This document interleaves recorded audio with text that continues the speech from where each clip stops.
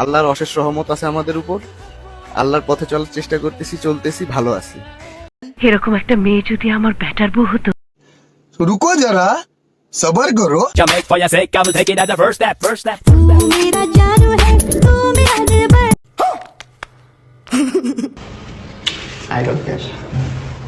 I don't fuck टपा टप hey hello ভাই brother, কি অবস্থা তোমাদের? আশা করি তোমরা সকলে অনেক অনেক ভালো আছো। আজকের ভিডিও কিছু ফার্স্ট ক্লিপ দেখে কি বুঝলা? হ্যাঁ, আজকেও সেই পুরনো নাটকবাজদের রোস্ট করব। মানে ভাই ওদের কাহিনী শেষ হয় না, এটার পর একটা নাটক লাগিয়ে থাকে। এখন আবার একজন আরেকজনের লিঙ্ক ভাইরাল করে দেয়। মানে মামুনের লিঙ্ক লাইলা এখন ভাইরাল করে দিছে। আর তোমরা তো জানো সবকিছুর লিঙ্ক আমার কাছে আসে সবার আগে। তো চলো ভিডিও শুরু করা যাক। আজকে এইগুলো নিয়ে কথা হবে।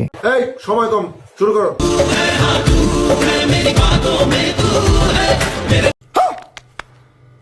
অবাক হয়েছো ভাই? অবাক হওয়ার কিছু নেই, এটাই আমাদের সেই টিকটকের টুকাই মামুন। মানে সেদিনও ওরা আমি দেখলাম টিকটকে পাগলের মতো নাচানাচি করতো। মানে এটা কোনো কথা? ভাই এটাই কথা, আজকে এই টুকাই মামুন অনেক বড় সেলিব্রিটি। এই সেলিব্রিটি লিঙ্ক গুলো জানো কে ভাইরাল করছে? এই পার্টনার লাইলা। তাও আবার কেমনে জানো? মামুন অজ্ঞান করে ওর ফোন থেকে সব ভিডিও নেছে। বলেন কি? তুই আমার ডাটা ট্রান্সফার কেন করবি তোর মোবাইলে? তুই আমারে অজ্ঞান করে আমার মোবাইল থেকে ডাটা ট্রান্সফার কেন করবি তুই?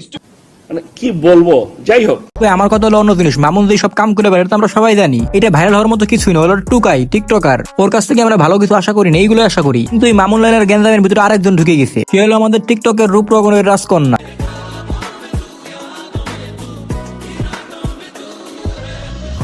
ভাই রে ভাই, কে তুমি?